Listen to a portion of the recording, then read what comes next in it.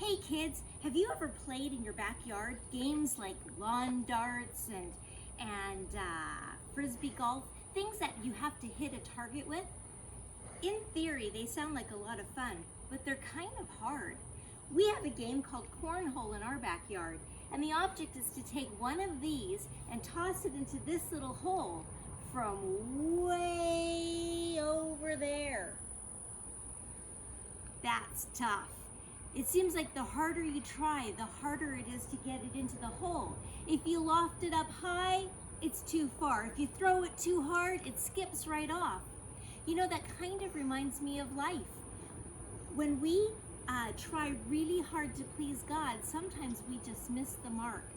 Sometimes our parents ask us to do something and we'd rather not, and we just say, nah, and we disobey. That's sin. Sometimes when our brothers and sisters push us, we push them back. That's sin. That's us missing the mark. And that reminds me of our next memory verse. It's found in the book of Romans, and Romans is in the New Testament, kind of close to the front. Go ahead and grab your Bibles and look it up with me. Romans chapter 3, verse 23, and it says this: "For all have sinned and fall short of the glory of God." That's like when we toss these beanbags and we fall short. It doesn't quite get to the mark. Now it sounds kind of hopeless when that beanbag lands way over there, but you know what happens? God, because he sent his son to die on the cross for us, goes and gets us, and he gets us to the mark. He doesn't leave us dangling out there. It's not a hopeless situation. He helps us get that beanbag to the mark. You know, I got to thinking about that this afternoon.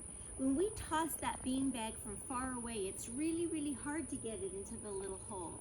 But the closer we get to the target, the easier it becomes. You know, it's the same thing with God. The closer we get to him, the easier it is to please him. The easier it is to get to know what he wants from us.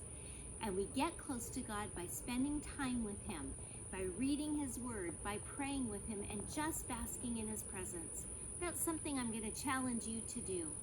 So there's our brand new verse, Romans 3:23. "For all have sinned and fall short of the glory of God." I'm challenging you once again to get into that word.